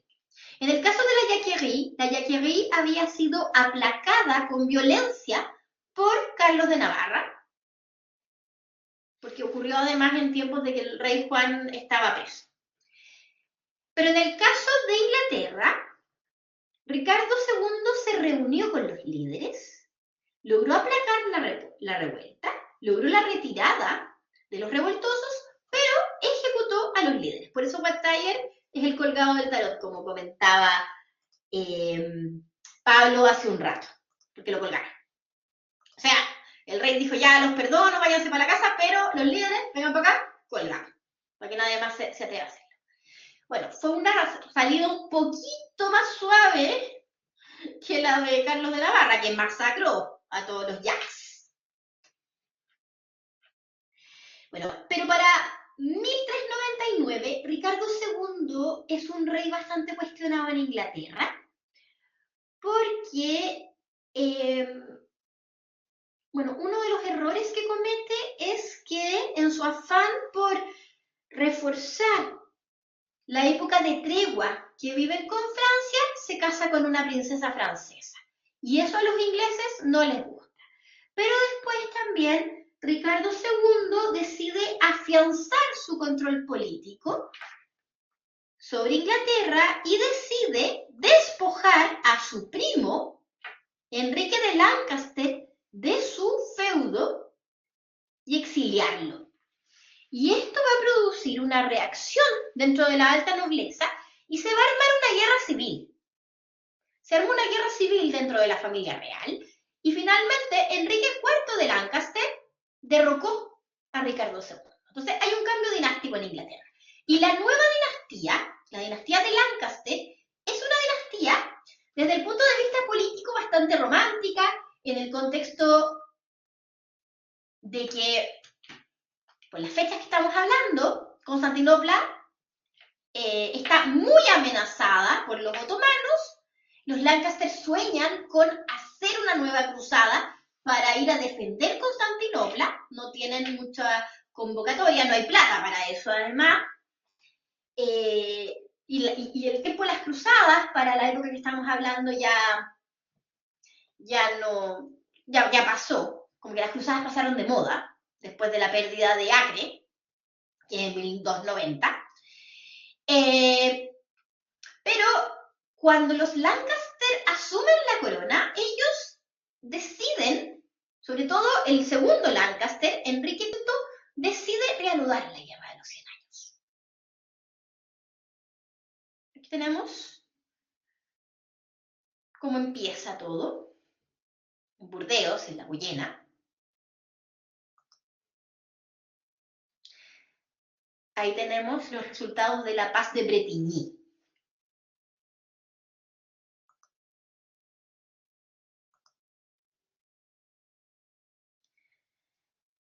Esto grafica entonces cómo Carlos V logra revertir parte del avance de la paz de Bretigny, no todo.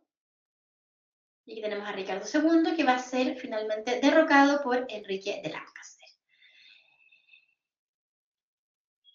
Enrique de Lancaster muere y lo hereda Enrique V. Y aquí ocurre algo súper importante.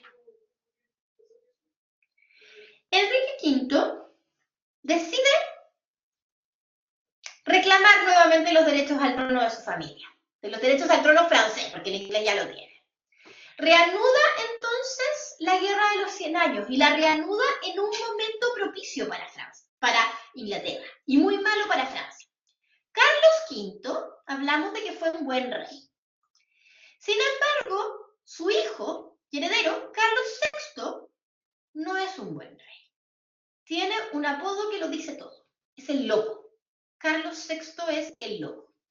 Tiene un trastorno mental, no sabemos cuál era, que hace que se alternen estados de depresión, euforia y catatonia. Es algo gravísimo. Está casado con Isabel de Baviera, que es una mujer bastante frívola, que busca distraer a su marido, regalonearlo en sus tiempos de euforia, haciendo grandes fiestas, y se va a producir un incidente terrible en una fiesta, que es el baile de los ardientes. En un baile que se organiza para que el rey esté relajado y contento, hay un espectáculo con antorchas, con malabarismo, con los juglares, y una antorcha se sale de control, se le cae al juglar y incendia los trajes de unas personas. Termina incendiándose personas. Es una cosa bastante terrible. Pero más allá de eso, que es la anécdota, Carlos VI se había convertido en rey siendo menor de edad, entonces había un consejo de regencia. Pero como llegada a la adultez desarrolló este trastorno mental y algunas veces estaba catatónico, no podía gobernar, entonces el consejo de regencia se mantuvo. Y el consejo de regencia lo lideran sus parientes más cercanos. Los duques de Borgoña por un lado y los duques de Orleans por el otro. Entonces empiezan a pelear entre ellos. Se produce una verdadera guerra civil entre los miembros del Consejo de Regencia. ¿Y qué ocurre? Los duques de Borgoña empiezan a ver con buenos ojos una posible intromisión inglesa en Francia. O sea, que sean los ingleses los que reinen. Porque tienen a este rey loco, que es un cacho en el fondo. Y además hay un tema importante. ¿Por qué se les ocurre que Borgoña puede ser pro-inglesa? Porque para ese momento, voy a dar una pista, Borgoña, el ducado y el condado de Borgoña se han unido. Y tienen también dominio sobre los Países Bajos. Es un feudo gigante que se está empezando a armar. Se les ocurre por qué esa zona del norte de Francia, que incluye Bélgica y Holanda, puede tener buena relación con Inglaterra. ¿A alguien se le ocurre por qué?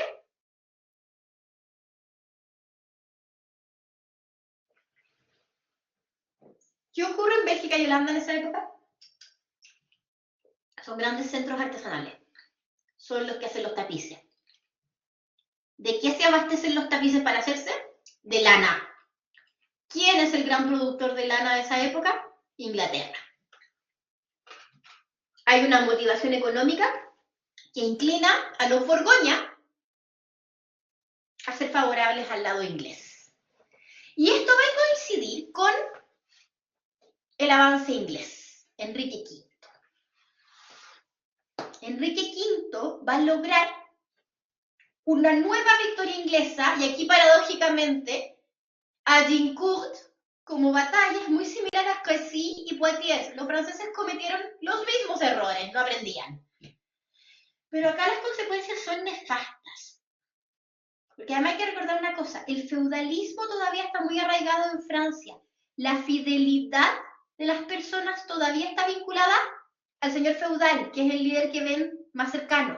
Y si el señor feudal es favorable para Inglaterra, los habitantes de sus feudos, o la gente vinculada al señor feudal, también. Entonces todavía esto de ser inglés o francés, como el concepto de nación, hasta aquí no está todavía tan claro. En Inglaterra se ha reforzado mucho por la guerra. De hecho, la dinastía Plantagenet, que hablaba francés desde siempre, cuando estalla la guerra, Eduardo III impone el uso del inglés para marcar la diferencia. Y eso que él quería el trono inglés de Francia, pero igual. Agincourt es en 1415 y aquí se firma un tratado que es maldito para los franceses, el Tratado de Troyes. El Tratado de Troyes establece una nueva paz que se va a sellar, como solía ocurrir en las monarquías, con un matrimonio. Se establece en ese momento el matrimonio entre Enrique V, que es soltero, y Catalina de Valois, que es una de las hijas de Carlos VI e Isabel de Baviera. De hecho, Isabel de Baviera es la representante francesa en este tratado, lo que va a hacer que los franceses la odien, porque no es francesa, es bávara, es alemana. Su marido está postrado, básicamente. Y ella, con este tratado, lo que hace es desheredar a su hijo mayor, a Carlos, el futuro Carlos VII, al delfín. Porque en el fondo el compromiso establece otra cláusula, que el hijo mayor de Enrique y Catalina va a heredar tanto Francia como Inglaterra. Es decir, el Tratado de Troyes establece la unión de los reinos y de esto se desprende que el delfín queda desheredado. Carlos no le habló nunca más en la vida a su madre después de eso. Y se acerca mucho a su suegra, a Violante de Anjou. Violante de Anjou es la que le va a presentar a Juana de Arco. El tratado vimos que se desarrolla en 1415. Se pensaba que la unión de Francia e Inglaterra iba a ocurrir al menos 20 años después. Pero no va a ser así. Porque aunque Carlos VI está enfermo, era súper joven todavía. Sin embargo, en 1419 ocurre lo impensado. Mueren con meses de diferencia Enrique V y Carlos VI, porque ahí la apuesta de Enrique V era que Carlos VI muriera y él pudiera ejercer una regencia en nombre de su hijo sobre el reino de Francia. Pero eso no ocurrió, de hecho Enrique muere antes que Carlos. Entonces Enrique VI, que es prácticamente una guagua, es proclamado rey de Francia e Inglaterra. Y se nombra un regente en Francia y un regente en Inglaterra. En Francia, obviamente, hay personas que se oponen a esto y se empieza a generar una tímida resistencia, liderada, por supuesto, por el delfín, por Carlos, apoyado por la familia de su suegra, por los Anjou. Y es en ese entonces donde aparece Juana de Arco. Juana de Arco es una joven de Lorena, que nace en Don Remy, cuya familia era muy religiosa, eran tercianos franciscanos. Los terciarios son personas que, siendo laicas, adoptan la espiritualidad de la orden franciscana. Entonces es una mujer que cuando empieza con sus visiones místicas, dice que se le aparecen unas santas, en su familia le creen. Unas santas que como Santa Catarina de Alejandría, por ejemplo, que la motivan a que ella tiene una misión, que es lograr que el delfín recupere su trono. Ella, su familia le hace caso el párroco del pueblo, y a través de los clérigos de su pueblo va logrando llegar a personas influyentes, y Yolanda de Anjou, o Violante de Anjou, se puede decir de las dos formas, escucha su historia y decide conocerla, y decide ponerla a prueba. Y Juana va a salir airosa de las pruebas. De hecho, le van a hacer pruebas hasta para comprobar su virginidad, porque Juana de Arco comienza a vestirse como hombre. Se empieza a vestir como soldado. Esto también es para protegerse. Y entonces eso causa ciertas sospechas. Además, el misticismo en esa época muchas veces hace que la gente sospeche que en realidad no son santos lo que ven, sino que sean demonios. De ahí después los iglesias se van a colgar para tratarla de bruja y de hereje. Pero la prueba definitiva va a ser que cuando finalmente acceda a la corte del delfín, el delfín había intercambiado rol con otro hombre. Y Juana lo reconoció igual. Entonces el delfín decide poner la prueba. Le dice, bueno, si tú eres capaz de hacer lo que dices, quiero que vayas a Orleans y levantes el sitio. Orleans estaba sitiada básicamente desde la batalla de Agincourt.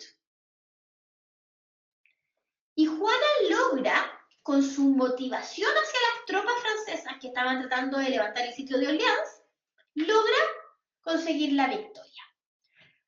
Juana de Arco siempre se ha dicho que dirigía el ejército, eso no es cierto, no dirigió el ejército francés, ni siquiera peleaba en primera línea, sino que ejercía un rol motivacional y solía instalarse en primera línea, cosa que era bastante peligrosa, los soldados trataban de que se moviera, muchas veces salió herida. Ella ejerce un rol motivacional entre las tropas francesas y va encendiendo entre los franceses el espíritu de lealtad hacia el delfín, y en el fondo enciende la idea entre los franceses de que el que defiende el delfín es francés.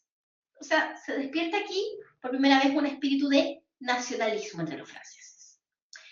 Logran entonces recuperar París. Esto permite que Carlos VII sea coronado en Reims, donde se coronan los reyes de Francia desde tiempos de los sucesores de Clodoveo. Sin embargo, el rey le sigue pidiendo que participe en otras campañas hasta que finalmente es capturada en Normandía. Y es entonces cuando se acude a la Universidad de París y a la Inquisición, quienes determinan que Juana de Arco es hereje y bruja. Un paréntesis, la Inquisición no es una en toda Europa. Funciona de forma diferente en cada reino y de hecho había reinos que no tenían. Entonces es la Inquisición de Francia. Pero en ese momento, tanto la Universidad de París como la Inquisición de Francia todavía las dominan los ingleses. Los ingleses quieren deshacerse de Juana de Arco porque creen que matando a Juana de Arco van a debilitar a los franceses. Pero ocurre todo lo contrario. Con más rabia y con más fuerza pelearon los franceses para ir expulsando progresivamente a los ingleses. Para 1445, los ingleses ya son expulsados de Aquitania y en los años siguientes los van a ir expulsando de todo el resto de Francia, excepto de Calais. Calais va a continuar siendo inglés hasta el siglo XVII. La gran consecuencia de la Guerra de los 100 Años, tanto para los ingleses como los franceses, es que se van a consolidar sus identidades nacionales. Ahora, ¿qué va a pasar con Inglaterra después y con Enrique VI? Lo voy a contar en otra clase. Porque el pobre Enrique VI hereda la condición de salud de su abuelo francés.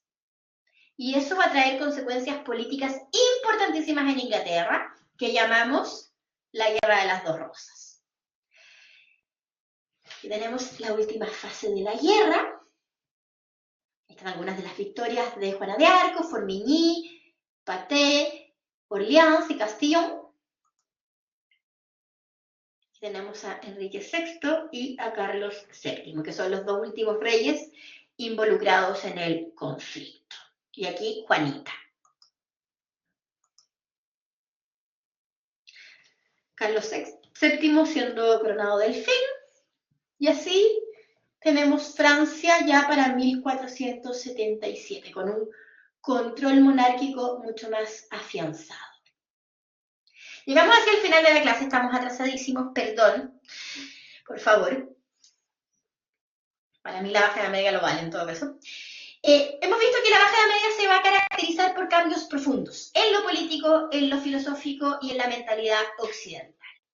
Y en lo filosófico vimos que la escolástica es cuestionada por el nominalismo. Y esto es un síntoma de los cambios de mentalidad que están empezando a ocurrir y va a ser también la causa de muchos cuestionamientos que se van a ir produciendo. Desde el siglo XII, en lo político vemos que las monarquías feudales de Francia e Inglaterra van a empezar a enfrentarse. Y en paralelo, los reyes de ambos reinos tratan de consolidar su poder en desmedro de la nobleza, con resultados muy diferentes, porque lo que va a resultar de esto es, en el caso de Inglaterra, una monarquía parlamentaria, y en el caso de Francia, una monarquía absoluta. Falta todavía para que pase eso, pero es la consecuencia a largo plazo. Y la Guerra de los 100 Años en toda esta historia va a ser clave para la consolidación de estas monarquías, que van a ir tomando estas formas tan diversas. Bueno, con eso terminamos por hoy. No sé si hay alguna pregunta.